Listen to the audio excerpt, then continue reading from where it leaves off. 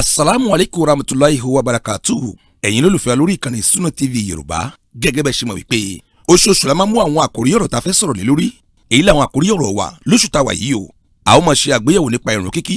bẹ̀rẹ̀ látòrí ìṣe ìmọ́tótó ká tó kírun. Oríṣiríṣi ìmọ́tótó tí ń bẹ àti báwo la ṣe ń ṣe. Gẹ́gẹ́ bí ká ṣe àlùwàlá, ká wẹ̀ jánábà. A wá fúnra wa ní àlàyé lẹ́kùnrẹ́rẹ́ nípa bá a ṣe ń kírun. Oríṣiríṣi àwọn ìrun tí ń bẹ àti àwọn náfìlà. Irú ìrun wo ni Ọlọ́run yóò gbà? Àwọn ìrun wo ni Ọlọ́run ò ní gbà?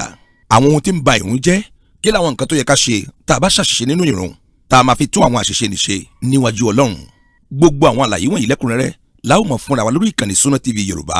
Ìyẹn nínú prógámù wa fún tóṣù tá a wà yìí, àlàyé lẹ́kùnrẹ́rẹ́ nípa ìrun, àǹfààní wo ni bẹ nínú ẹ̀ àtàwọn ọ̀nà tá ń gbà ṣe é. Èyí tí ó fi bá ntí ẹ̀sìn fẹ́ ní ọ̀dọ̀ wa. Ẹ mú bá wa ká lọ lórí Sunna TV Yorùbá. Sunna TV, ìmọ́lẹ̀ ẹ̀sìn Islam pọ́nbélé ni. Shukran ya Rabbi, shukran. في كل علم نافع ينمو العلم ويتقدم بتقنياته ومجالاته، ومعه نطور أدواتنا في تقديم العلم الشرعي.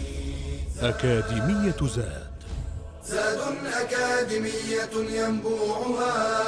صاف. بسم الله الرحمن الرحيم. الحمد لله رب العالمين، والصلاة والسلام على أشرف المرسلين سيدنا محمد بن عبد الله وعلى آله وصحبه أجمعين. أدوك بفون الله أين الله agbétí tóbi fún Ọlọ́run Ọba Allah. Àwa ṣe ọ̀pọ̀lọpọ̀ àsàlátù fún Ànábì wa Muhammad sallallahu alayhi wa sallam. Ìkẹ́ Ọlọ́run kó máa bá Ànábì, kó máa mọ lórí ẹ̀, kó máa bá wọn ará ilé rẹ̀, àwọn sàhábà ẹ̀ àti gbogbo àwa àlè umma ẹ̀ pátá títí di ọjọ́ al-Qiyama. Akíra wa káàbọ̀ sí ilé-iṣẹ́ yín, ojúlé-iṣẹ́ wa Sunna TV Yorùbá, níbi tá a ti ń gbọ́ àgbọ́yé ẹ̀sìn, tá a ti ń gbọ́ kí l'Ọlọ́run wí, kí l'Ànábì wa Muhammad sallallahu alayhi wa sallam kí ló sọ. Báwo ni mùsùlùmí ṣe lè ṣe ẹ̀sìn rẹ̀ nílànà t'Ọlọ́run là kalẹ̀ níbàámu pẹ̀lú ojú ọ̀nà Ànábì wa Muhammad sallallahu alayhi wa sallam. Akí gbogbo ẹ̀yin ọmọ ìyá wa tẹ́ ń wò wá kárí gbogbo ayé, gbogbo bí tẹ́ bá ń bẹ, akíyìn abẹ́rẹ́ ọba Allah, ojú tá a fi ń wò wá, ta fi ń wòra ojú náà ò ní fọ́, etí ta fi ń gbọ́ra wa etí náà ò ní di bi idhnillahi ta'ala. Àwa kí àwọn tọ́lọ̀ ń lò ní sábàbí rẹ̀ ta fi ń ránfàní àti sọ̀rọ̀ Ọlọ́run fún yín tẹ́yìn náà sì ń gbọ́ tẹ́ ń gbà á. Àwọn náà ni àwọn ọmọ bàbá wa Seifu Àríkọ́ṣe, àwọn ọmọ rẹ̀ tán gbẹ̀yìn òbí rẹ̀, àwọn ọmọ rẹ̀ tí wọ́n ń tẹ̀síwájú nínú iṣẹ́ rẹ̀ tóbi fílẹ̀. Bẹ̀rẹ̀ látorí Alhaji Abdulrazak Seifu Àríkọ́ṣe, akígbìyànjú yín, Ọlọ́run Ọba Allah kó bá wa kún yín, kó bá ṣàlékún dáadáa yín. Tó fi wá dórí Alhaji Musa Seifu Àríkọ́ṣe, akitiyan yín, Ọlọ́run Ọba Allah ò ní padà lẹ́yìn. Àgbàgbé Alhaji Yakub Seifu Àríkọ́ṣe, akíyẹ̀yìn náà, Ọlọ́run Ọba Allah kó bá wa kún yín, kó bá wa kí yín, kó bá ṣàlékún dáadáa yín. Kárí gbogbo àwọn ọmọ bàbá yìí, bàbá rẹ̀, àwọn ọmọ rẹ̀ tí bàbá yìí fi ilẹ̀, gbogbo yín pátá lákílá ìdánìkan sí abẹ́ Ọlọ́run Ọba Allah. Èyí tẹ́ ń ṣe yìí, tẹ́ ń nájà rẹ̀ yìí, tẹ́ ń tẹ̀síwájú nínú iṣẹ́ oore yìí, Ọlọ́run Ọba Allah kó fi ṣe sadaqatan jariyah, kó ṣe ní sàárà tí ń sàn tí ó máa lọ bá bàbá yìí, tí ó jẹ́ iṣẹ́ rẹ̀ tí bàbá yìí náà ó máa ráǹfààní rẹ̀ gbà nínú sàárè bi idhnil hayyil qayyum. Àwa kí fadilata Dr. al-Khabir المشرف البصير الدكتور عبد الرحيم شيتو الثاني akíyànjúyí akitiyanyi ẹkùn làákàyè tẹ́ fi ń tó làákàyè yóò ní dàrú, ọgbọ́n tẹ́ fi ń gbé kalẹ̀ ọgbọ́n yóò máa pọ̀ sí ní Ọlọ́run Ọba ṣàlékún dáadáa. Àwọn olóòtú wa nu tí wọ́n fi làákàyè gbétò náà kalẹ̀, wọ́n fi ń tó sì ń gba títò. Ọlọ́run Ọba Allah bá wà pẹ̀lú yín o, yóò yọ olùṣọ́ yín, gbogbo lílọ bíbọ̀ yóò máa já sí rọrùn. eléyìí tájọ́ ń ṣe yìí ọlọ́run ní dàlú aláyà òbí idnil hayyil qayyum bẹ̀rẹ̀ látòrí yín kárí gbogbo àwọn olùmọ̀ tí wọ́n ń gbàyè yìí kọjá àwọn dòkítọ́r tí wọ́n ń sọ̀rọ̀ ọlọ́run fún wa àwọn ìmáàmù àgbà àwọn àfá àgbà tí wọ́n ń gbàyè yìí kọjá àbí ọlọ́run ọba Allah yìí tá ń ṣe ọlọ́run kó tẹ́wọ́ gbà ní ìbádà ọlọ́run má dàlú aláyà ọlọ́run má jà ṣe lásán má jà fi san gbèsè já bámbi tó lérè bí idnil hayyil qayyum. àwa kí àwọn ilé agbára àwọn technician wa àwọn ni wọ́n ń gbé sókè ni wọ́n ń gbé wálẹ̀ àwọn náà jẹ́ a máa ṣe wò àwọn náà jẹ́ a máa ṣe gbọ́ látara ìgbìyànjú wọn irinṣẹ́ wọn tí wọ́n ń lò ọpọlọ tí wọ́n fi ń tó àtọkùnrin yín àtobìnrin yín ọpọlọ náà ò ní dàrú ọlọ́ọ̀bá aláwọ̀bá ṣàlékún dáadáa àwọn bọ́lọ̀ ń bá ṣe ń sà wá tẹ́ à ń sọ lẹ́sàn ẹ̀yin tẹ́yin náà ń gbé wa sáfẹ́fẹ́ ọlọ́ọ̀bá aláwọ̀ máa sàn yín náà lẹ́sàn rẹ̀ àtọkùnrin àtobìnrin ọlọ́wọ́ yí àwọn ọmọ fún yín sàn wọ́n lórúkọ rẹ̀ àníṣe lásán òbí idnillahi ta'ala àwa kí gbogbo ẹ̀yàn ọmọ ẹ̀yà wa tẹ́ ń wò wá kárí gbogbo ayé àwa tá ń bẹ lé ní àbáwá tá ń bẹ lájò àbí ọlọ́ọ̀bá Allah àrísìkí ìgbélé ọlọ́run kó ṣe fáwa tá ń bẹ lé àrísìkí téèyàn máa ń kó wálé látàjò ọlọ́run kó ṣe fáwa tá ń bẹ lájò àtàwa tá ń bẹ lé àtàwa tá ń bẹ lájò èyí títí ń da títí ń dunnú àlámàrí wa yóò máa dùn sí níbi idnil hayyil qayyum gbogbo tí wọ́n ń bà wá nú jẹ́ lórí ara wa ni lórí ọmọ wa ni lórí ọkọ wa ni lórí ìyàwó wa ni lórí dúkìá wa lórí iṣẹ́ wa ọlọ́ọ̀bá Allah sọ́ di rọrùn bí idnil hayyil qayyum àwọn abẹ́ọlọ́ọ̀bá Allah pẹ̀lú agbára rẹ̀ abẹ́ọlọ́ọ̀bá Allah pẹ̀lú àánú rẹ̀ abẹ́ọlọ́ọ̀bá Allah pẹ̀lú jẹ́kásósó rẹ̀ bó ṣe wá lẹ́ni tí ń gbọ́ra wa láyé ń bí tá ń ríra wa láyé ń bí abẹ́ kọ́lọ̀ ń ṣe wá bẹ́ẹ̀ ká máa gbọ́ra wa ká máa ríra wa nù ọgbà àlùjánnà Allahumma amin. ibi tá ń lọ lónìí ó la pé àkọlé rẹ̀ ní fiqhu tahara ìlágbọ́yé nípa ìṣe ìmọ́ra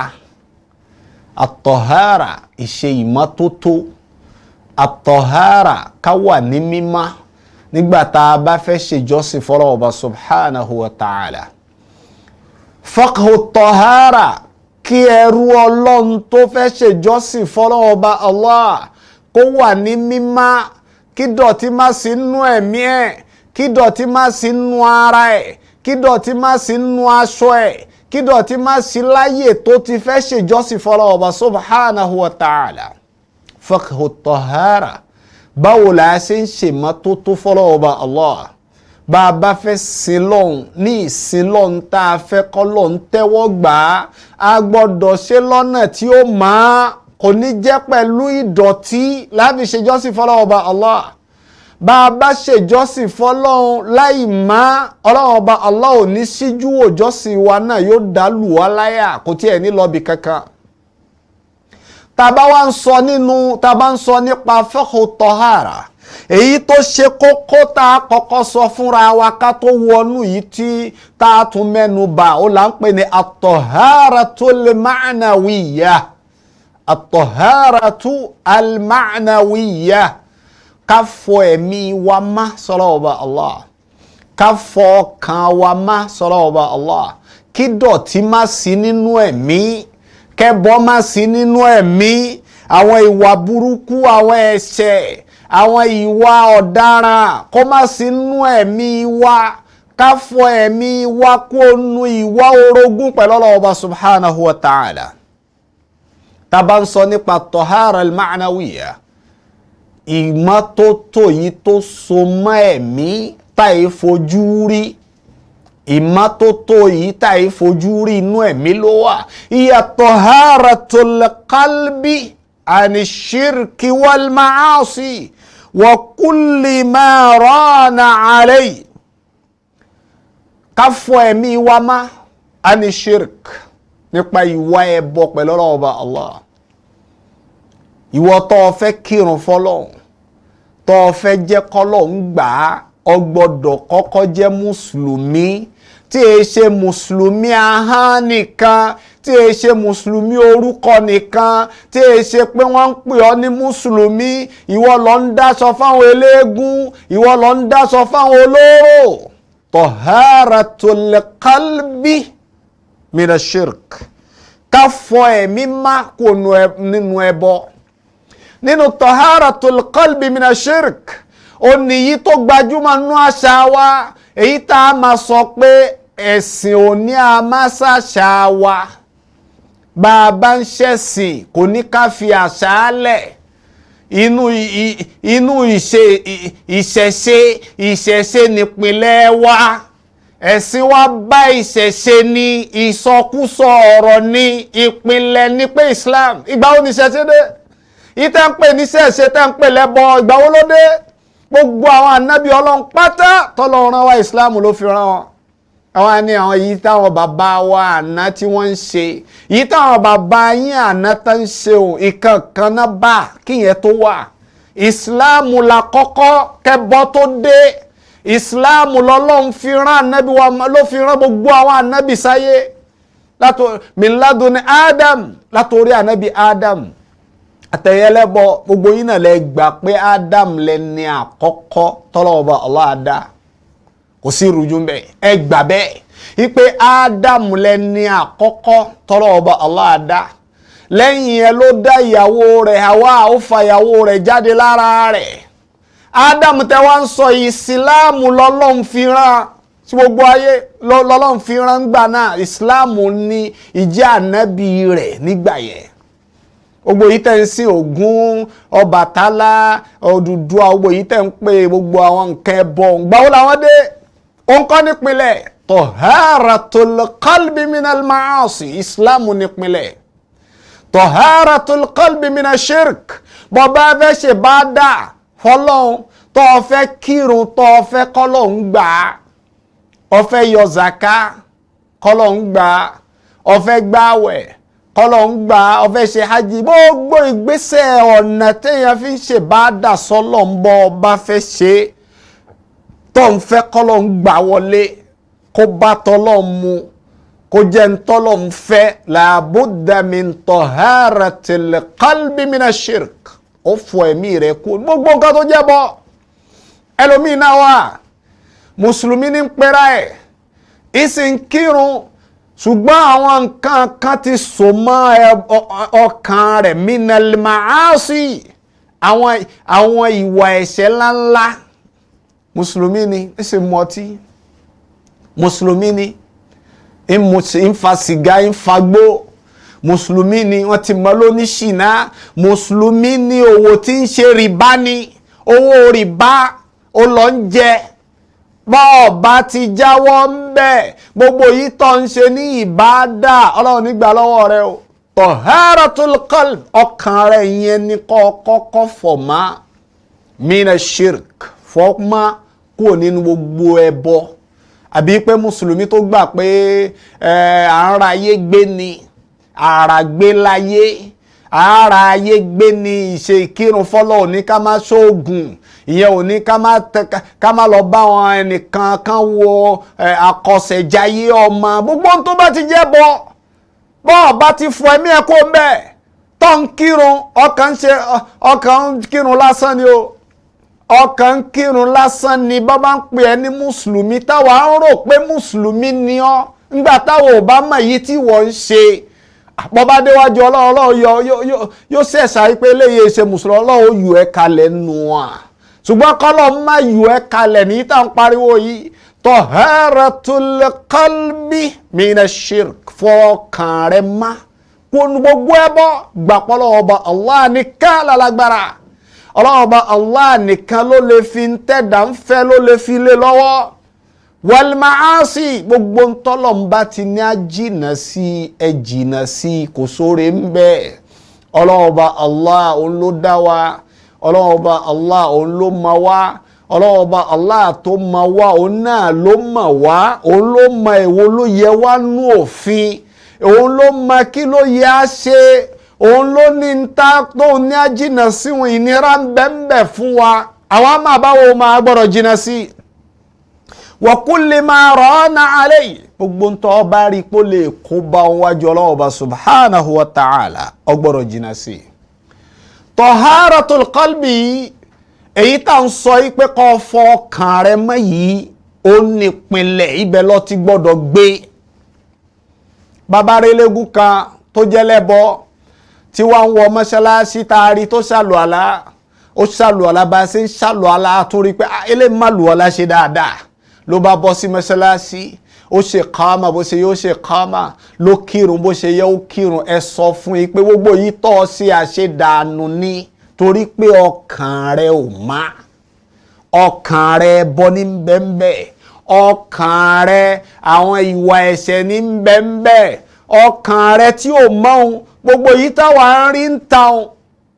táwa ń sọ yìí pé bóyá ìsìn lọ́hún ṣe kínní ọlọ́ọ̀bá Allahu wa yọ ọ́ sọ́tọ̀. ṣọ́ lè parọ́ fọ́lọ́ ni bọ́bá tiẹ̀ ń tàn wá à ń rí ẹ mọ́ṣáláṣí lóòótọ́ à ń rí ẹ pé àjọ ń to sáfù àjọ ń kírun ni ṣùgbọ́n ṣáàmọ̀ sọ níṣìgìdì ńlé sọ ọlọ́gbọ́n ńlé sọ àwọn nǹkan tó ń forí balẹ̀ fún sọ nílé àwọn ọmọ báwo ò bá wa mọ̀ lọ wá mọ̀ pọ́lọ̀ ń tó mọ́ tó mọ́ ń tó pamọ́ ọlọ́run mọ̀ bọ́bá adéwájú ọlọ́run táwa ń rò ọ pé tọ́ àìlè iṣẹ́ bá dáa wọ́n kírun sí ọ lára nígbà tí wọ́n mọ̀ pọ́ ń ṣẹ́bọ́ ọwọ́ adéwájú ọlọ́run ni eléyìí tẹ́ ń kírun sí ìkèfèrí ni torí pé ọkàn rẹ̀ ò má, ara nìkan ló fọ̀ kò fọ̀ ẹ̀mí rẹ̀ má.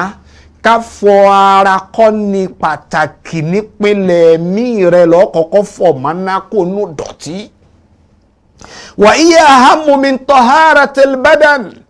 ká fọ̀ ẹ̀mí mọ́ yìí ká fọ̀ ọkàn mọ́ yìí ló ṣe pàtàkì ju tara lọ. wala yumkinu an tatahaqqaqa taharatul badani ma'a wujudi najsil shirki indal insan. bàbá sọ pé ọ̀ṣàlù àlá tán rí ẹ pé ilé ìṣàlù àlá o bá nàbì ṣe ní ká ṣàlù àlá gẹ́lẹ́ bẹ́ẹ̀ náà ló ṣàlù àlá. bá nàbì ṣe ní akírun ló kírun tán rí ọ bẹ́ẹ̀ tó já sí pé ọkàn rẹ ìdọ̀tí ń bẹ ń bẹ. àwọn olùmọ̀ sọ pé ọ̀ mára ọ̀ ṣe ìbádà yẹn ọlọ́run ní gbà. kí lẹ̀ rí lórí ẹ̀? ẹ̀rí lórí ẹ̀ ni aya al-Qur'an tó ní innamal mushrikuna najasun. innama tàbá wo aya ẹ̀ dáadáa rí pé ọlọ́run bá Allah ṣe hasru ipe al-mushrikun gbogbo tó bá ti jẹ́ ìran ẹlẹ́bọ mushrikun ó fi àwọ̀ pé mùsùlùmí ni ṣùgbọ́n bọ́ ní ń jẹ. mushrikun ó hàn sáwà àbí ó hàn sáwà gbogbo ìran innamal mushrikuna najasun. anábì ní ẹ̀gbin ni wọ́n o ọlọ́ọ̀bá Allah ní ẹ̀gbin ni wọ́n. innamal mushrikuna najasun ayé al-Qur'an suratu Tawbah ọlọ́ọ̀bá Allah innamal mushrikuna najasun gbogbo ìran ẹlẹ́bọ ó ń ṣẹbọ náà tó hàn síta ni ó ń ṣẹbọ náà tó ń fi pamọ́ ni kò jẹ́ kéèyàn rí ni àbí ń ṣe Islam ó tún fẹ́ bọ́ kún. ọlọ́ọ̀bá Allah ní innamal mushrikun tó bá ti ń pè ẹlẹ́lẹ́bọ torúkọ rẹ̀ ti ń wọ ẹbọ eléégún ni ọ́ ni olóró ni ọ́ ni olóòṣà ọlọ́sùn gbogbo yìí tó wù wọ́n orogún pẹ̀lú ọlọ́ọ̀bá Allah ọlọ́ọ̀ni najasun ẹ̀gbin ni wọ́n o. tọ́lọ́n bá ní najasun ṣé wọ́n ewé ni kódà àwọn kèfèrí ń gbà mí ẹlòmíì lè máa ṣèmọ́tótó ju mùsùlùmí lọ níbi ìkáwọ́ ẹ̀ ká mára káwọ́ṣọ tó dáa ká túra ṣe ṣùgbọ́n títún ara ṣe yẹn kọ́là kọ́kọ́ bí kọ́ tún ọkàn rẹ ṣe. innamal mushrikuna najasun ọlọ́ni àwọn ẹlẹ́bọ ẹ̀gbin ni wọ́n. ọlọ́run sọ wàrà yìí pé àwọn ẹlẹ́bọ ọlọ́run ní àwọn ẹlẹ́gbin ni wọ́n ó láwọn gangan lẹ́gbin najasun. innamal mushrikuna najasun ọlọ́run ní innamal mushrikuna mutanajisun pípẹ́ wọ́n máa ń dẹ́gbin. najasun bàbá ń sọ ẹ̀gbin àwọn gangan lẹ́gbin àwọn gangan ní ìdọ̀tí.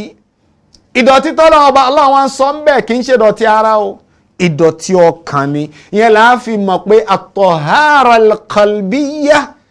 ahammu min at-taharati al-badaniyya wa hiya al-asl. ká fọ̀ ọkàn mọ́ yẹn kúrò nínú ash-shirku wal-ma'asi wa kulli ma rana alayhi, ká fọ ọkàn mọ́ kúrò nínú ẹbọ àti ìwà ẹ̀ṣẹ̀ àti gbogbo tó lè kó ìdọ̀tí bá ọkàn, ká fọ ọkàn mọ́ kúrò ń bẹ̀. Ìyẹn làkọ́kọ́ òun nìpìlẹ̀. lẹ́yìn yẹn la tún máa sọ̀rọ̀ nípa at-taharatul hissiyya, ìmára yìí tá a wá ń fojú rí pé báwo lè ṣe ń ṣàlùwàlá yìí,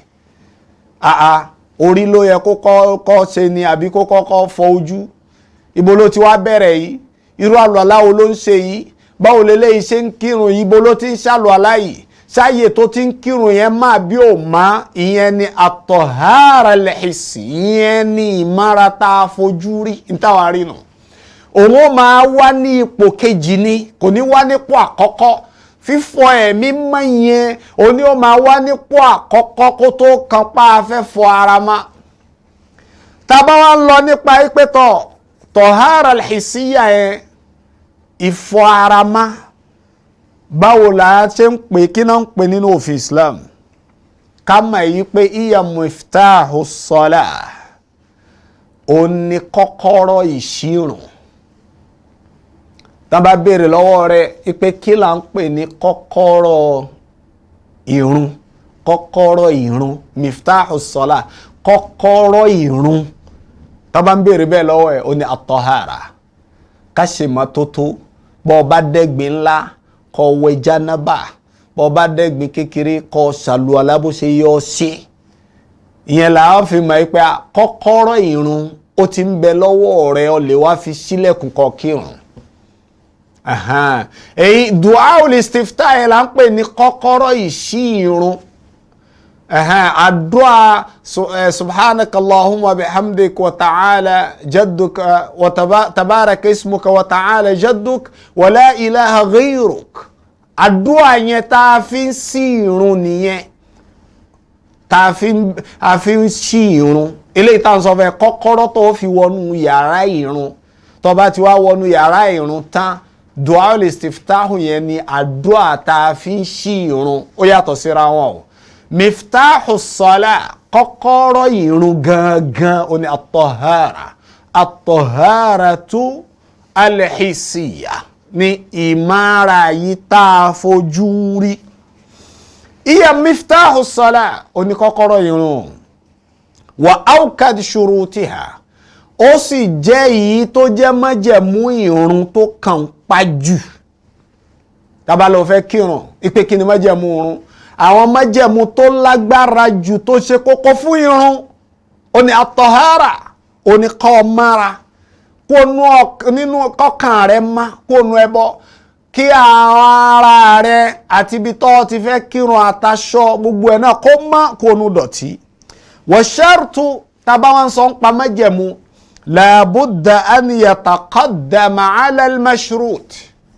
Àárí májẹ̀mú ká tó rí ń ta wá sóòmá, ìpè àtàbá ti rí nǹkan báyìí o, báyìí ní orí. Abálọ́wọ́ ní al-Qur'an al-Karim, inú suratul Ma'idah, ọlọ́ọ̀bá Allah ni ya ayyuhal ladhina amanu, ẹ̀yin tẹ́ nígbàgbọ́ sọ́lọ́ọ̀bá Allah. Tahara al-ma'nawiyyah, ẹ̀rí pé Ọlọ́run ní ẹ̀yin tẹ́ nígbàgbọ́ sóhun, ẹ̀yin tọ́kàn yín má kú nínú òòṣà, ẹ̀yin tẹ́ bá wọn ṣòṣà, ẹ̀yin tẹ́ bá wọn ṣẹbọ, ya ayyuhal ladhina amanu, ẹ̀yin là ń bá wí. Ó bẹ́ẹ̀ pé ìwọ olóòṣà ọ̀wọ́nú ẹ̀ o, ìwọ ẹlẹ́bọ ọ̀wọ́nú ẹ̀ o, oníṣàngó, oní gbogbo yìí tẹ́ ń bá káwọn wọnú ẹ̀ o, ya ayyuhal ladhina amanu, ẹ̀yin tẹ́ nígbàgbọ́ sọ́lọ́ọ̀bá Allah. Idha qumtum ila as-salah, ay idha aradtumul qiyama ila as-salah, bẹ́ẹ̀ bá fẹ́ kírun, bẹ́ẹ̀ bá fẹ́ ṣe ìjọsìn fọ́lọ́run, nǹkan kan ó síwájú kó tó lọ fẹ́ kírun. Bí nǹkan tó gbọ́dọ̀ síwájú bá a bá ti rí, irun rẹ̀ ọkàn tí ó lófò ní. Idha qumtu ila as-salah, lẹ́yìn ìgbà tí ọkàn rẹ̀ bá ti má, tó nígbàgbọ́ sọ́lọ́hun, tó wọ́ orogún pẹ̀lú ẹ̀, ló wá kó at-tahara al-hissiyya ba'da at-taharati al-ma'nawiyya allati tahaqqaqat bil-iman ta'ti at-tahara al-hissiyya allati tatahaqqaqu fil-badan. Lẹ́yìn ìgbà tí ọba ti mọ́ ẹ̀mí rẹ̀ tí ò sí dọ̀tí ń bẹ tó gbà fọ́lọ́run ọba Allah tán, lẹ́yìn yẹn ni ó wàá kan pé tọ̀ kọ́ ṣe mọ́tótó bó ṣe yọ ṣe. Ya ayyuhal ladhina amanu idha kumtum ila as-salah, bẹ́ẹ̀ bá fẹ́ kírun in aradtumul qiyama ila as-salah. A lè máa wí pé idha kumtum ila as-salah, bẹ́ẹ̀ bá ti kírun faghsilu. Idha aradtum, bẹ́ẹ̀ bá fẹ́ kírun kẹ́ tó kírun faghsilu. Ká tó kírun là ń ṣàlùwàlá, kì í ṣe ìgbà tá a bá kírun tán là á tó ṣàlùwàlá. Torí bọ́lá ọba Allah ṣe sọ́nu súra mi náà ni pé wa idha qara'ta al-Qur'an fa idha qara'ta al-Qur'an fasta'idh billahi minash shaitanir rajim. Bọ́ ọ bá fẹ́ ka al-Qur'an idha aradta qira'ata al-Qur'an, bọ́ ọ bá fẹ́ ka al-Qur'an fasta'idh billahi, ó sì a'udhu billahi minash shaitanir rajim. Ṣé tá bá ka Qur'an tán la ṣe sọ a'udhu billahi minash shaitanir rajim, àbí bá a bá fẹ́ ka. Idha kumtum ila as-salah, bẹ́ẹ̀ bá fẹ́ kírun kẹ́ tó kírun faghsilu wujuhakum, ẹ ṣàlùwàlá. Ìyẹn ni tahara hissiyya. Bàbá wa ń sọ nípa tahara lọ́dọ̀ àwọn olùmọ̀ elédè, wọ́n sọ pé hiya an-nadafatu wan-nazahatu min al-akdhar. Kamara kónú dọ̀tí, Islam yìí ṣe ẹ̀sìn ìdọ̀tí. Àwa mùsùlùmí gbọ́dọ̀ jẹ́ àpẹẹrẹ rere níbi ìmọ́tótó. A gbọ́dọ̀ já sí pé ìdọ̀tí ni wọ́n fi mọ̀ wá. Wa fil istilah, ṣùgbọ́n tá a bá wọnú èrò àwọn olùmọ̀ pé kí là ń pè ní ìmára àfojúrí fil istilah, òní raf'ul hadasi wa zawalul khabasi. Raf'ul hadasi wa zawalul khabas. Tá a bá ń sọ nípa hadath, ó ní ìdẹ́gbìn tó já sí pé a lè fojú rí mi gẹ́gẹ́ bí ìgbọ̀nsẹ̀, a fojú rí ẹgbẹ̀lélẹ̀ nínú hadath ni. Bẹ́ẹ̀ náà ni iṣó afúramani, a lè fojú rí. So tá bá wá ń sọ nípa hadasu yìí, ọ̀nà méjì la lè pín sí. Hadas yẹn ni izalatul wasfil mana' min as-salah biisti'malil ma' fi jami'il badani idha kana al-hadathu hadathan akbar. Ká gbé ẹ̀gbin yẹn kó ní gbogbo ara, ẹni tó súnmọ́ ẹlẹ́tọ̀ọ́ rẹ̀ faqad ahadasa hadasan akbar. Ẹni tó súnmọ́ ẹlẹ́tọ̀ọ́ rẹ̀ àní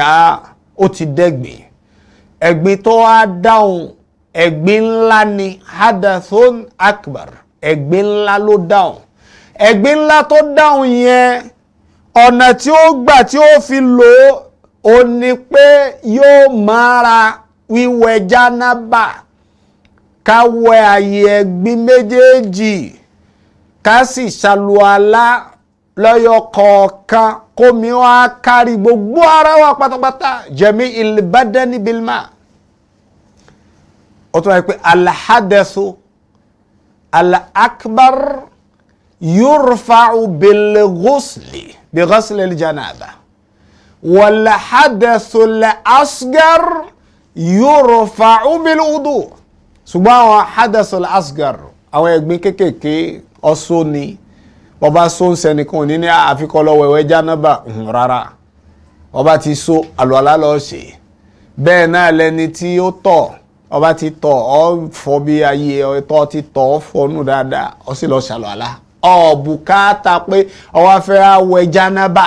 torí pé hádàsì ẹ̀gbin tó dáhùn ẹ̀gbin kékeré ni. Ẹ̀gbin ńlá olóbùkátà jánábà ṣùgbọ́n ẹ̀gbin kékeré àlùwàlá la fi gbé kúrò lára láfi wá wà ní mímọ́. bálàyé mi bá ń yé yín ó túmọ̀ sí pé bọ́ ọ bá súnmọ́ ẹlẹ́tọ̀ọ́ rẹ tọ́ nítọ̀ ẹ̀ńtọ́ fi gbé ẹ̀gbin yẹn kúrò lára ọlọ́làlọ́lá bọ́ ọ bá ṣàlùwàlá ọ̀wá mímọ́ bọ́ ọ bá kírun ìrun ọlọ́run nígbà ọlọ́run nígbà. ó túmọ̀ sí pé bọ́ bá súnmọ́ ẹlẹ́tọ̀ọ́ rẹ èyí tó fi wà ní mímọ́ tọ́lọ́run fi kà ọ́ kún pé eléyìí wà ní mímọ́ báyìí o lè wá ṣe ìbáàdà fún mi bó bá wá ṣe bó ṣe yẹ ó ṣe ìbáàdà yìí ń gbà.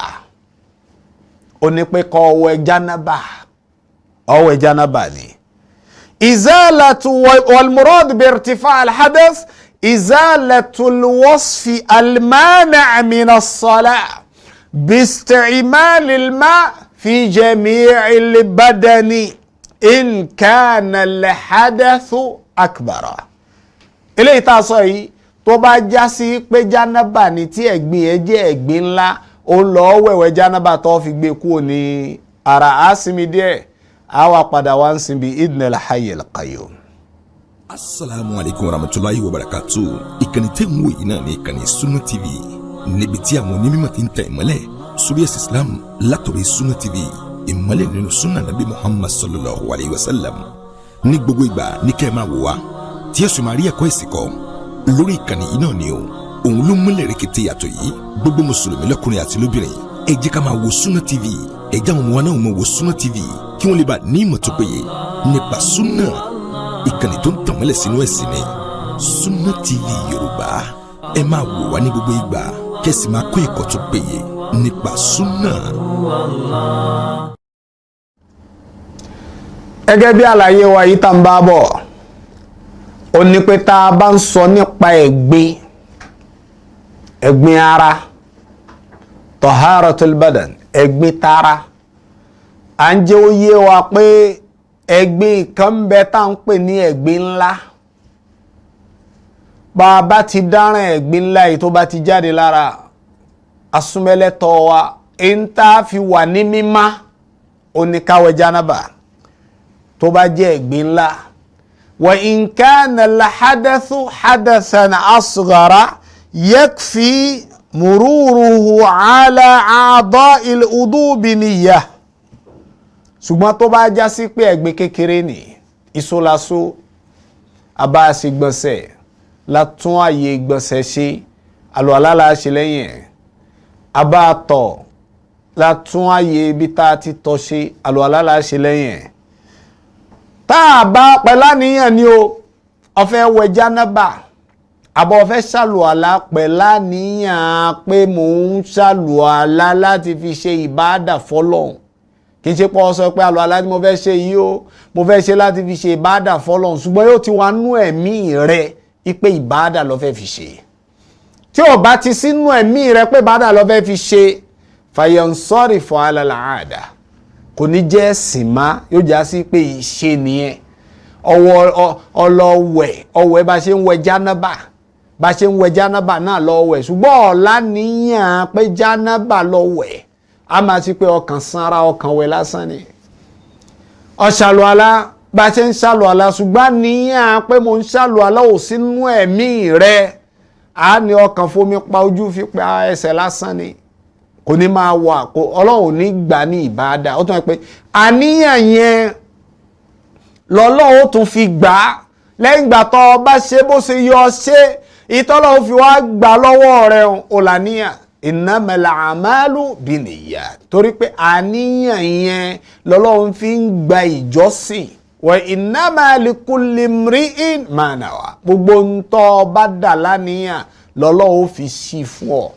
ọba yẹn pé àwọn èèyàn ń sara ooru mú ni wọ́n náà fi lọ wẹ̀ yóò já sí pé nítorí ooru tó mú ọ lọ fi wẹ̀ kì í ṣe jánábà fún bàdà. àbí bẹ́ẹ̀ kọ́ àwọn apá kan bí ara rẹ apá rẹ ojú rẹ dọ̀tí ẹsẹ̀ rẹ dọ̀tí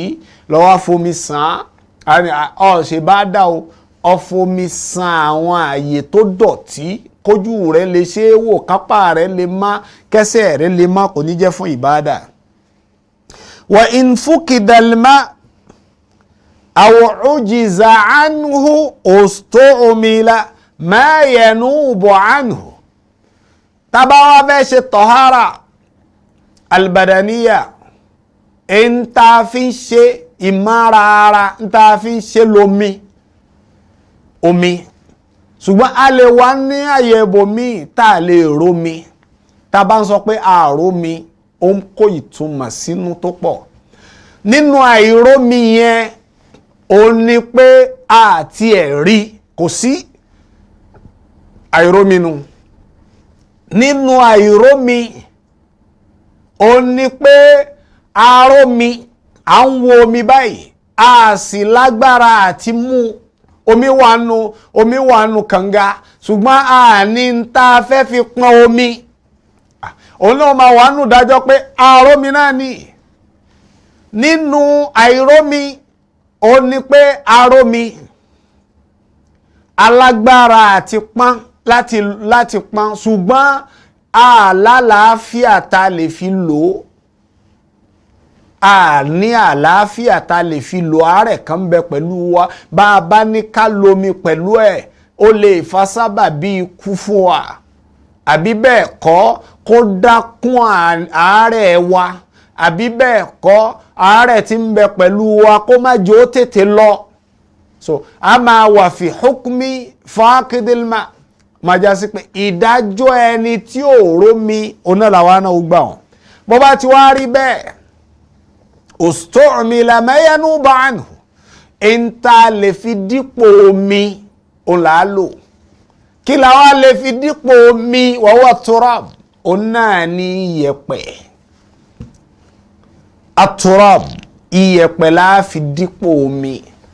Báwo la ṣe wá fi iyẹ̀pẹ̀ dípò omi? A lo iyẹ̀pẹ̀ yẹn ala sifatil ma'muri biha shara'an. A lo gba ọ̀nà tí Islam ní ká gbà fi lò kì í ṣe pé a wà á fi ọgbọ́n orí fi sọ pé gbàtà àti rómi iyẹ̀pẹ̀ la lò bá ṣe wá ń ṣàlọ́ àlá òun náà la fẹ́ ṣe iyẹ̀pẹ̀ náà rárá o. A bá ń ṣàlọ́ àlá ń ṣe ọ̀fọwọ́ rẹ méjì ọ̀fi omi sẹ́nu ọ̀yọ ẹnu nù tí wọ́n lè fi iyẹ̀pẹ̀ sẹ́nu kọ́ lọ fẹ́ fi yẹnu nù kọ́ fi iyẹ̀pẹ̀ sẹ́nu kọ́ ni ìgbà ṣe ń ṣàlọ́ àlá náà nù bẹ́ẹ̀ náà láà ṣe ṣe rárá o. Àfomi bọ́ ojú wa àfọ ojú wa kọ́ wa mú iyẹ̀pẹ̀ kọ́ wa da sójú kọ́ fi fọ ojú rẹ̀. Ala sifatil ma'muri biha shar'a Islam ti kọ́ báwo la ṣe ń ṣe tayammum òun la lu aláìlé pẹ̀ báwo la ṣe ń ṣe ìdánilẹ́kọ̀ọ́ kan ló di dínà tí àlàyé rẹ̀ ó wà nígbà tọ́rọ̀ ọba kan tayammum bi idnil hayyil qayyum. Wal muradu bi zawalil khabas nígbà tá ń sọ tá ń pè ní at-tahara al-hissiyya ìpè ìmára èyí tá a fojú rí gbàtà ń ju ẹ̀fọn ni rafu'ul hadathi wa zawalul khabath. Zawalul khabath ay zawalun najasa minal badani wa thawbi wal makan. Àwọn ẹ̀gbin tá a ń fojú rí gẹ́gẹ́ bí ìgbẹ́ ìtọ̀ gẹ́gẹ́ bí ẹ̀jẹ̀ àwọn ẹ̀gbin àbí àwọn èébì àwọn ẹ̀gbin tá a fojú rí ká wá gbé àwọn ẹ̀gbin yẹn kú òǹbi tó wà nínú ọ̀nà mẹ́ta tó lè wà ó là ń pè ní zawalul khabas. Zawalul khabasi minal badan ká gbé kú lára ìgbẹ́ tó yí ara àbí tọ̀ tó yí ara àbí ẹ̀jẹ̀ àbí èébì tó yí ara ká wá gbé kú mẹ́ẹ̀. Wathawb àbí ètì ẹ̀ ṣe ara ló wà ó wà ń bi aṣọ tá a wọ̀ ká wá yọ ẹ̀gbin yẹn kó ń bi aṣọ tẹ́gbin yẹn bá ń bẹ lára ara ló dẹ́gbin ara yẹn là á yọ kó àwa fọ ẹ̀gbin yẹn kó ń bẹ. Bẹ́ẹ̀ náà ni bó bá jẹ́ aṣọ ló wà á fọ kó ń bi aṣọ tó wà. Eléyìí túmọ̀ sí pé lẹ́yìn ìgbà tó bá ti ṣàlùwàlá tálọ́ àlá rẹ̀ tó ṣe bó ṣe yọ ṣe tó pé tí ọ̀sọ́ tọ́ yàgbẹ́ tọ́ tẹ́jẹ́ ò jáde lára rẹ̀ tọ́ ṣe nǹkan àlejò ó túmọ̀ sí pé ẹ̀gbin ọ̀sì súnmọ́yàwó rẹ̀ ẹ̀gbin ọ wá rí pé ìtọ̀ kan ó já sí ọ lára bóyá nìkan tọ̀ ló ta sí ọ lára ló wá ta sí bí ara rẹ̀ zawalul khabasi nìyẹn izalatul najasa ẹ̀gbin yẹn ìtọ̀ yẹn ìgbẹ́ yẹn ẹ̀jẹ̀ tó ta sí ọ lára yẹn izalatuha ká yọkù lára tó wà yẹn òun ló ń bẹnu zawalul khabas ọ̀nà àkọ́kọ́ ni ẹlẹ́ẹ̀kejì wa thawb kì í ṣe ara ló yí aṣọ ló yí àlùwàlá rẹ̀ da kò sí tó ṣe aṣọ tó yí yẹn lọ lè fi ṣe mọ́tótó fọ́lọ́hun bọ́ ọ bá fi ṣe mọ́tótó fọ́lọ́hun irun rẹ̀ ò lálàáfíà aṣọ rẹ̀ tí ò mọ́ yẹn olókóbá ọ̀ kì í ṣe pọ̀ ṣàlùwàlá ṣùgbọ́n aṣọ tó gbọ́dọ̀ wọ̀ láti fi kírun fọ́lọ́hun láti fi bo ìhòhò rẹ̀ aṣọ yẹn ò má tọ̀ izalatun najasati mina thawb nínú aṣọ nìyẹn wal makan ayé tó ti fẹ́ kírun ara rẹ̀ kò sẹ́gbin bẹ́ẹ̀ aṣọ tó fẹ́ wọ̀ kò sẹ́gbin bẹ́ẹ̀ ṣùgbọ́n ayé tó ti fẹ́ kírun yẹn ẹ̀gbin wà bẹ́ẹ̀ ẹ̀gbin wà bí ayé tó ti fẹ́ kírun yẹn irun yẹn kò lálàáfíà tí irun ó fi lálàáfíà ara rẹ̀ yóò mọ́ aṣọ rẹ̀ yóò mọ́ ayé tó ti fẹ́ kírun náà ó mọ́ ọkàn rẹ̀ ó wà á má àlùwàlá tó ṣe ní mọ́tótó tó fi gbé ẹ̀gbin tó wà lára rẹ̀ kúò lẹ́yìn ẹ̀gbin kékeré àbí ìjánábà tó wẹ̀ láti fi gbé ẹ̀gbin ńlá kúò yẹn náà ó wà ń bẹ̀ tó ṣe dáadáa bó ṣe yọ ṣe ìgbà yẹn májẹ̀mú tọ́lọ̀ ń fi ń gba ìbáàdà ìjọsìn irun rẹ̀ àti rí májẹ̀mú nù ó wá kó ya kọ́ wá wọnú òrun tó wá kírun náà bó ṣe yọ kí abọ́ ní kí àlàyé ń bẹ̀ ònà. fataharatul hissiya eléyìí tá ń gbìyànjú àti sọ fún ọ ni pé ìmára yìí tá a fojú rí tá ń ṣàlàyé yìí ká pín sọ́nà méjì fún ọ. ìpè taharatul hadathi ìmára ẹ̀gbin tó jáde lára wa takhtassu bil badani tá bá ń sọ ẹ̀gbin tó jáde lára ìyẹn ara nìkan ló kan hadath tá bá ń sọ̀rọ̀ nípa hadath ara nìkan ni ṣùgbọ́n tá bá ń sọ̀rọ̀ nípa khabath bó ṣe kan ara ló kan aṣọ ló káyè wọ́n pè baynahuma umumun wa khusus fal khabathu a'ammu minal hadathi wal hadathu akhassu minal khabathi ó tún wáyé pé hadasu ń tiẹ̀ tapẹ̀lẹ́ gbìn yẹn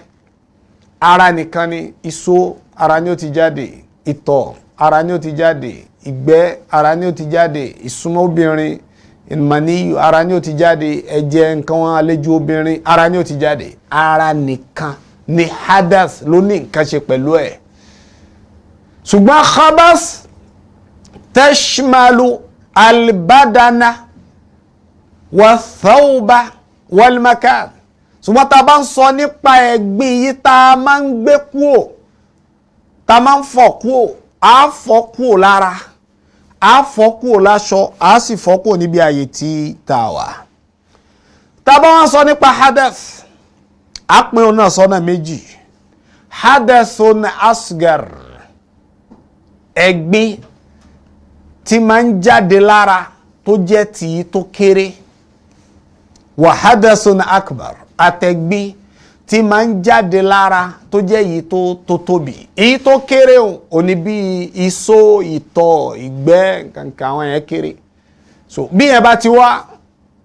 àlùwàlá la fi yanjú ẹ̀ wọ́n kọ́ tó ṣàlùwàlá yẹn ọ́ tún àyè ibi tó ti wá yẹn ọ́ fọ̀ ọ́ tún ṣe ọ́ wá ṣàlùwàlá ṣùgbọ́n hadathul akbar kí nǹkan ọmọkùnrin jáde lára rẹ̀ ó lè já sí pé ó súnmọ́ ìyàwó rẹ̀ àbí ìyàwó rẹ̀ ọkọ rẹ̀ àbí ìyàwó obìnrin ọkọ rẹ̀ ò súnmọ́ ṣùgbọ́n lálàá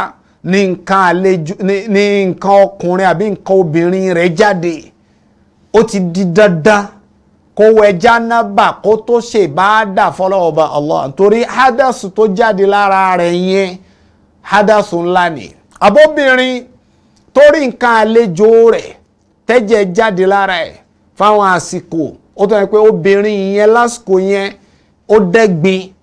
bó bá fẹ́ á mára hádàsù ẹ̀jẹ̀ tó jáde lára rẹ̀ yẹn ẹ̀gbin ńlá ni bó bá fẹ́ á mára jánábà ni ó wẹ̀ bá ṣe ń wẹ̀ jánábà yẹn náà ni ó wẹ̀ fún ìmára kó omi nǹkan àlejò rẹ̀ bẹ́ẹ̀ náà lobìnrin tó bímọ ó bímọ tán a rí i pé obìnrin bá bímọ lẹ́sẹ̀kẹsẹ̀ àwọn ẹ̀jẹ̀ ó jáde ẹ̀jẹ̀ yóò wá jáde fáwọn ọjọ́ kan àwọn ọjọ́ yẹn tẹ́jẹ̀ fi ń jáde ó dẹ́gbin nìyẹn kò lè ṣe bá dà fọlọ́ títí tẹ́jẹ̀ yẹn ó fi dá bẹ́jẹ̀ yẹn bá wá dá tán yóò á wẹ̀ jánábà yóò wẹ̀ bá a ṣe ń wẹ̀ jánábà pẹ̀lú àníyàn nífàsí pé a fẹ́ gbé ẹ̀gbin ńlá ìbímọ kúrò lára ọlọ́wọ́ sì gbá ní ìbádà lọ́dọ̀ ẹbí idnil hayyil qayyum. So wal khabasu bàbá wa ń sọ nípa ẹ̀gbin èyí tó já sí pé ìgbà míì ó lè yí ara kárí lára àbí kárí níbi aṣọ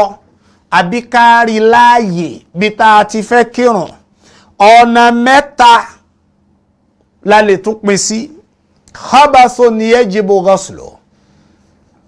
ẹ̀gbin tá a rí tó yẹ pé túláàsì ni a gbọ́dọ̀ fọ̀ àfọ̀ ni tí ó fi mọ́kù mẹ́ gẹ́gẹ́ bí ìtọ̀ gẹ́gẹ́ bí ìgbẹ́ tààrí àrítọ̀ níbi aṣọ pàtàkì jùlọ ìtọ̀ àgbàlagbà tó bá jẹ́ ìtọ̀ ọmọ kékeré tí ò tí ì máa jẹun tó jọkùnrin a lè wọ́n mi sí tàbá tí wọ́n mi sí yajibu bin nadh irú yẹn abá tí wọ́n mi sí tó bá jọ méèké tí ò tí ì máa jẹun ẹ pé ọyàn nìkan ní mú lọ́kùnrin àwọn mi sí kódà ọmọ kékeré tí ò tí ì máa jẹun lóbìnrin àwọn olùmọ̀ sọ pé àfọ̀ òun náà ni a sì rí inú àwọn olùmọ̀ tán ní àwọn mi sọ náà ṣùgbọ́n èyí tó rinlẹ̀ jù náà àwọn olùmọ̀ ní pé àfọ̀ minha ma yajibu ghasluhu èyí tó jẹ́ dandan ká fọ̀ wa minha ma yajibu nadhuhu aw rashuhu èyí tá àwọn mi sí rash wa nadh àwọn mi sí bẹ́ẹ̀. ẹlẹ́ẹ̀kẹta khabathu ni yajib mashuhu èyí tá a ha kó mbẹ́ kò bùkátà ká fọ̀ àbí káwọn mi sí àhá nígbà míì nǹkan ọmọkùnrin tó bá wà ń bi aṣọ tó ti gbẹ taari pé ó ti bẹ́ ń bi aṣọ tó ti gbẹ àwọn olùmọ̀árínú àwọn olùmọ̀tán ni a lè wá nǹkan fi há tábà ti há ní gbígbẹ yẹn tàtọ̀ harathó pé aṣọ yẹn ti má padà ó tún máa yẹ pé a lè fọ̀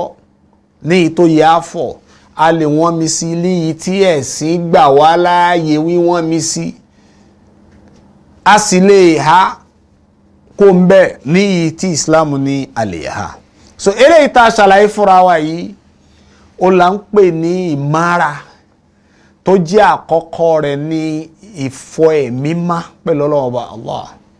ká fọ̀ ẹ̀mí wa má tányányá kọ́ ọ sí lọ́mọ pé bọ́ ọ bá ń tan ẹ̀dá ẹgbẹ́ rẹ̀ ọ lè tán lọ́wọ́ Ọba Allah o ọba ń tan ẹ̀dá ẹgbẹ́ rẹ̀ ìwọ náà là ń rí mọ́ṣáláṣí sáfù àkọ́kọ́ là ń rí ṣùgbọ́n olóòṣà tó ń forí balẹ̀ fún nu yàrá rẹ̀ níkọ̀rọ̀ yàrá ẹ̀ ó wá rò pé nìkan orí ọ Ọlọ́run rí ọ Ọlọ́run rí ọ bá di pé ọdẹ wájú Ọlọ́run yọ ọ sọ́tọ̀ ní pé bọ́ síbí yìí àwọn tó lè parọ́ fún lọ ń parọ́ fún ọ lè parọ́ fèmí ọ máa ntọ́ ṣe kò máa mi ò gbá wọlé mo dàlú ọ láyà Ọlọ́run bá Allah má daṣẹ́ wa lù wá láyà o káwa náà tètè túnra wa ṣe mọ̀ pé ọgbọ́n má rò pọ̀ ọgbọ́n tó lọ́wọ́ bá Allah gbogbo ọgbọ́n tó wọ níwájú Ọlọ́run agọ̀ ni o kọ́ tètè wá gọ̀ so kọ́ tètè gọ̀ báyìí kọ́ tètè túnra rẹ ṣe kíṣẹ́ rẹ kó máa di pọ́lọ́wọ́ wa dàlú ọ láyà. èyí tá a tún mẹ́nu bà ni pé al-ma'u alladhi tahsulu bihi at-tahara. ajá mọ̀ pé ṣíṣe mọ́tótó ìpínlẹ̀ ní pẹ̀lú omi ìyẹn ìmọ́tótó ara adẹ́gbin ni lẹ́gbin tí ń jáde lára ní ti kékeré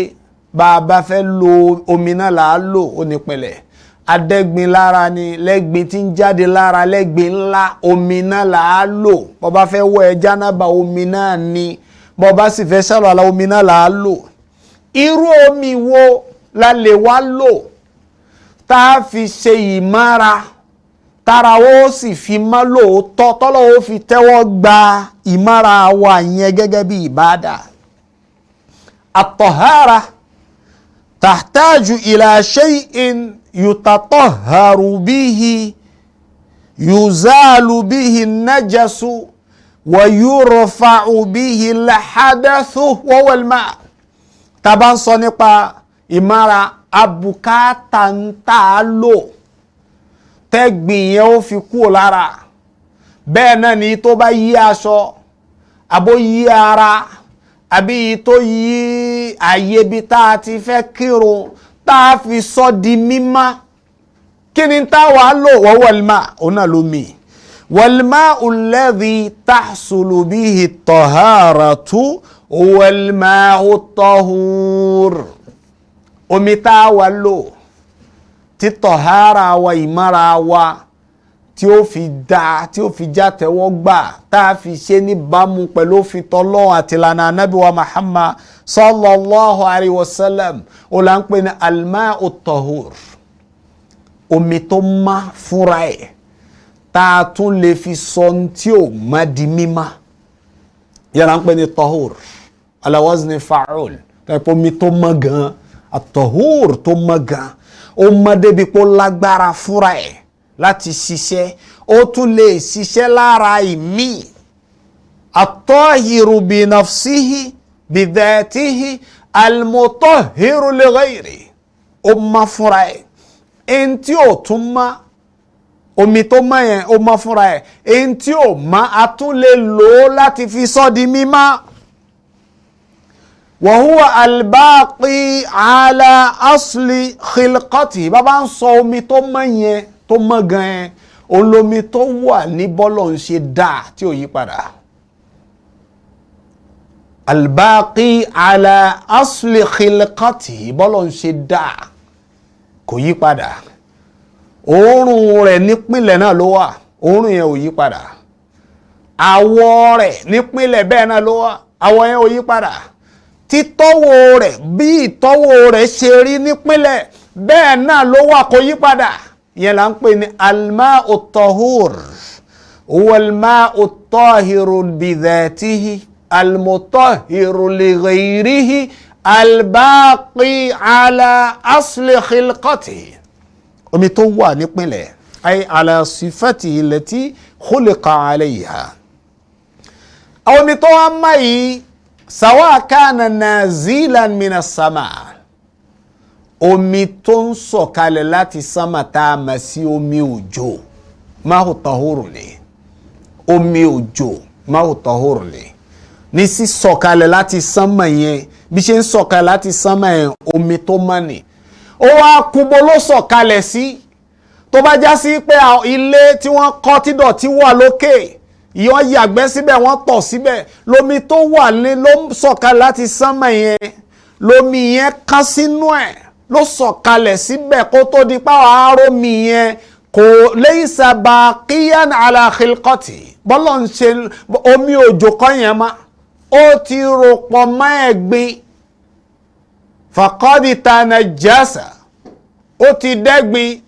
toró ti rò pọ̀ mọ́ ìtọ̀ ó ti rò pọ̀ mọ́ ẹgbẹ́ ó ti rò pọ̀ mọ́ ìdọ̀tí ti wọnú ẹ̀ ṣùgbọ́n omi ti ń sọ̀kalẹ̀ láti sánmà bóyá ó ń sọ̀kalẹ̀ bó ṣe ń bọ̀ láti sánmà gan ni àbó ń sọ̀kalẹ̀ sáyè kan tóun náà má tí ò sí dọ̀tí ń bẹ̀ ká tó rí irú omi yẹn ó là ń pè ní ma'ul matar kalmatar alma nazila ni sama kalmatar wa kadhalika dhawb thuluj. àwọn ìlú kan wà tó já sí pé bójò ṣe máa ń rọ̀ lọ́dọ̀ wa láfíríkà báyìí àwọn yìnyín ni ó máa sọ̀kalẹ̀ bẹ́ẹ̀ ni ó máa rọ̀ yóò máa rọ̀ yìnyín ọba jáde dáadáa tó dá àwọn ìlú kan yìnyín kódà àwa lọ àwọn ìlú kan tó já sí pé eruku atẹ́gùn ni ó máa rọ̀ báyìí tí ó máa rọ̀ bí òjò tí eruku ó máa fẹ́ bí òjò báyìí tí ó máa rọ̀ láti sánmà. ọlọ́ọ̀bá allah tabarakallahu ahsanul khalikin ọlọ́ọ̀bá allah ọba alágbára. àwọn ìlú tí yìnyín bá tí wọ́n ń sọ̀kalẹ̀ yẹn yìnyín tó sọ̀kalẹ̀ yẹn n tá ń pè ní yìnyín ó ní àwọn bíi glass tó sọ̀kalẹ̀ yẹn tó á wà nù ike a rí i pé tó bá yá yóò padà yọ tó bá yọ tó mọ́ ní tá a lè fi ṣe ìbádà.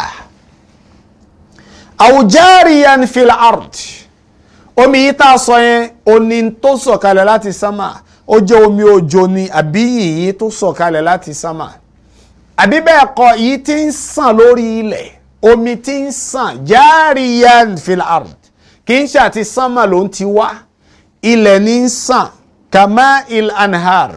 ẹgẹ́ bí àwọn omi akérèmọdò tá a bá ń sọ nípa akérèmọdò àwọn ìyẹn ni àwọn odò kéékèèké àwọn odò tá a máa ń rí kéékèèké láwọn ìlú láwọn àwọn ìgbèríko kéékèèké àwọn odò kéékèèké tá a rí pé ó ń sàn omi yẹn ń sàn ìyẹn là ń pè ní al-anhar àwọn akérèmọdò nìyẹn wal abar omi kànga là ń pè ní abar àwa fúnra wa la gbẹ́ ilẹ̀ àwa gbẹ́ ilẹ̀ yẹn títí láwa kan omi lómi yẹn sun láti inú ilẹ̀ omi tó sun láti inú ilẹ̀ yẹn ma'un tahur omi tó má ni fúnra ẹ̀ tá a lè fi ṣe mímá wal bihar bẹ́ẹ̀ náà ni omi òkun omi tó má fúnra ẹ̀ ni tá a lè fi ṣe mímá tá a bá ń sọ nípa omi òkun gbogbo àná tí màá ò ní tí tẹ́ ẹ bá fi sẹ́nu iyọ̀ ó wà ń bẹ̀ yẹn là ń pè ní ma'ul bahr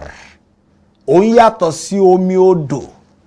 omi òkun yẹn bó ṣe wá lọ sí gbogbo ayé nìyẹn bó bá rí ọtí ẹ̀ lé mọ́ bó ló ti bẹ̀rẹ̀ bó ló parí sí ma'ut tahur a lè fi ṣàlùwàlá a sì lè fi wẹ̀ jánábà kí lè rí lórí gbogbo yìí tá a sọ yìí ọ̀rọ̀ ọlọ́ọ̀bá allah tó ní wa yunazzila alaykum minas samaa'i ma'an liyutahhirakum bih ọlọ́ọ̀bá allah ó sọ omi kalẹ̀ láti sánmà omi ìwo lọ́lọ́run sọ kalẹ̀ láti sánmà omi òjò liyutahhirakum bih kọ́lọ́ọ̀bá allah fi lè jẹ́ kẹ́ fi ṣèmọ́tótó fọ́lọ́ọ̀bá allah liyutahhirakum bih àríkẹta bá ní kọ́lọ̀ ń lè fi fọ̀ yín má kì í ṣomi yẹn ló fẹ́ fọ̀ ẹ́ má omi yẹn lọ́ọ́ fi ṣe àfọ̀má lọ́ọ́ fi mára tọ́ọ́ fi ṣèjọ́sìn fọlọ́ọ̀bá subhanahu wa ta'ala bẹ́ẹ̀ náà ni ẹ̀rí mi ọ̀rọ̀ ọlọ́ọ̀bá Allah tó ní wa anzalna minas samaa'i ma'an tahura aṣọ omi tó má dáadáa fúnra ẹ̀ tá a tún lè fi ṣe mímọ́ asọ̀kalẹ̀ láti sánmà ibi tá a ti dá ìdánilẹ́kọ̀ọ́ wa ò ní ìdúró ní àbí ọlọ́run ọba Allah èyí tá a wí ọlọ́njọ́ wúlò fáwọn tá a sọ àtẹ̀yìn náà tẹ́ gbọ́ kọ́lọ́n wa gbà ní ìbáàdà fún wa kọ́lọ́n kó fọ ọkàn wa má kó fọ ara wa má kó nínú dọ̀tí subhanaka Allahumma bihamdik ashhadu an la ilaha illa ant astaghfiruka wa atubu ilayk. Allahu akbar, Allahu akbar, Allahu akbar, la ilaha illa Allah, Allahu akbar, Allahu akbar, walillahi alhamd, Allahu akbar, Allahu akbar, Allahu akbar, la ilaha